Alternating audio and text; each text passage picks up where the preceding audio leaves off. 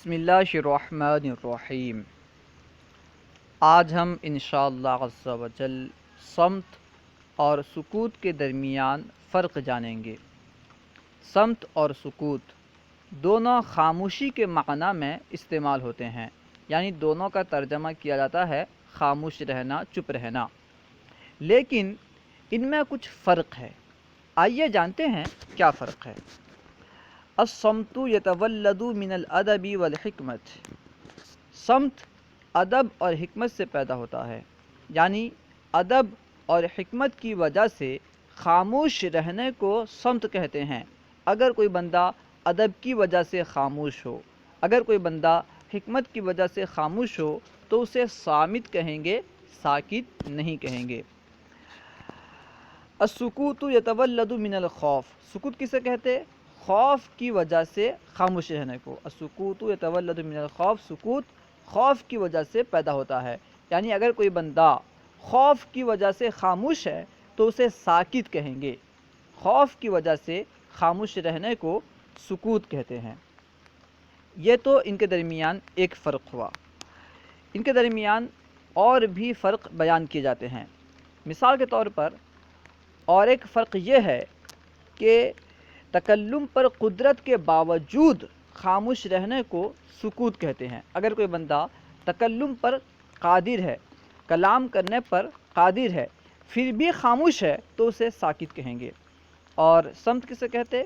چاہے تکلم میں قدرت ہونے کے باوجود خاموش ہو یا تکلم میں قدرت نہ ہونے کی وجہ سے خاموش ہو، دونوں صورت میں صامت کہیں گے۔ یعنی صمت کا استعمال عام ہے، چاہے تکلم پر قدرت ہو یا تکلم پر قدرت نہ ہو، دونوں صورت میں صمت کا استعمال ہوگا، ٹھیک ہے؟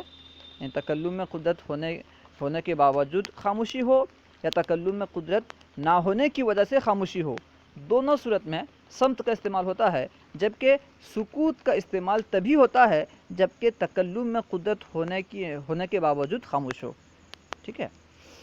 یہ تو دوسرا فرق ہوا۔ تیسرا فرق یہ ہے کہ سکوت کسے کہتے؟ حق اور باطل دونوں طرح کے کلام سے رک جانے کو سکوت کہتے۔ چاہے کوئی بندہ حق بولنے سے خاموش ہو جائے، حق بولنے سے رک جائے، یا باطل بولنے سے رک جائے، اس کے لیے سکوت کا استعمال ہوتا۔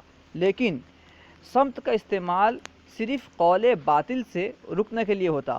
اگر کوئی بندہ باطل قول سے رک جائے، باطل قول کہنے سے چپ ہو جائے، خاموش ہو جائے، تو اسے کہیں گے صامت، ٹھیک ہے؟